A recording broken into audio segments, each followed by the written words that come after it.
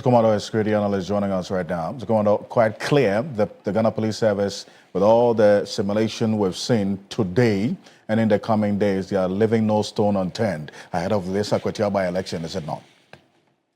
Definitely, yes. From what we have seen, it looks as if they've taken the lessons from Ablekuma seriously. As at on the 14th, 15th, 16th, 17th, 18th of July, when I went to Akwatia to do security risk assessment, I saw the police doing what the military will have called the red flags and map up their strategies. I'm sure they might have discussed all those vulnerabilities and what could have happened, what wouldn't have happened with the parties when they met them. But it is clear that the police have also watched the uncultured language used by some of our brothers in preparation towards causing trouble at Akwatia. It's also prepared that the police are likely to do what everybody is asking them to do by creating a safer zone for voters predominantly to cast their vote.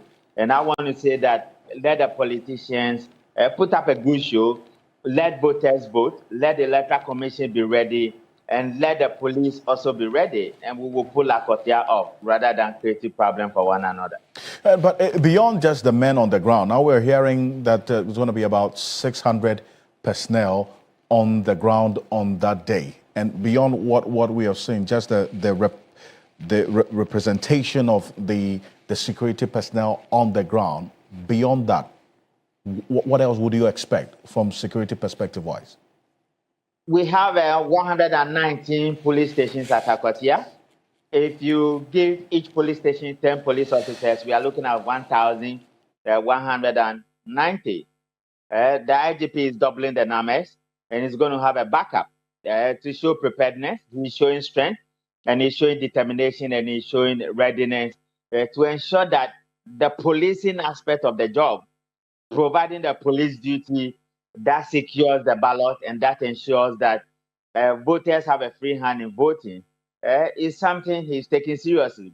What I will also add is that in 2008, when we were going to 10, and it was realized that a lot of people want to foment trouble, there were barricades all over the place to 10, and certain people were prevented. If the police can also look out for the persons we call personalities with high risks, they can prevent them from entering into Akwatia, and that will also minimize the kind of hitches we are likely to have. But after, politicians have a duty to perform, and if they concentrate on those duties, we are not likely to have some of the security breaches we saw in Ablekuma. Having said that, it is a clear demonstration that the police are bringing in some of their special forces to the front line. And the simulation we've seen, these are not ordinary men. These are some of the, specialized trained forces along the police they put together. And we wouldn't want to turn our elections into a civil war, even though it is clear that some aspects of our elections have become a little bit violent, and it requires such preparedness. We heard from the IGP earlier today that 8 persons have been arrested and going to be arraigned on Friday. I mean, because this has been a major demand by, for instance, the NPP, and in fact, not the NDC as well, that this person should be arrested. Hearing this, how would that also influence the confidence for the security service ahead of the September 2 by-election? Definitely, it's a good move. I was happy to hear that they will be putting them before court tomorrow. It is clear that non-punishable offenses will always rationalize bad behavior and promote antisocial tendencies in society.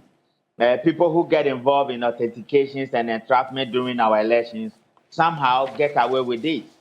We got to many police stations, and some people will create problems knowing that they can hide behind political party colors. This particular one will serve as a deterrent to people who are preparing to come and cause trouble at Akwatia, considering the fact that the Electoral Commission has just announced that just after Akwatia, we are going to Tamale Central.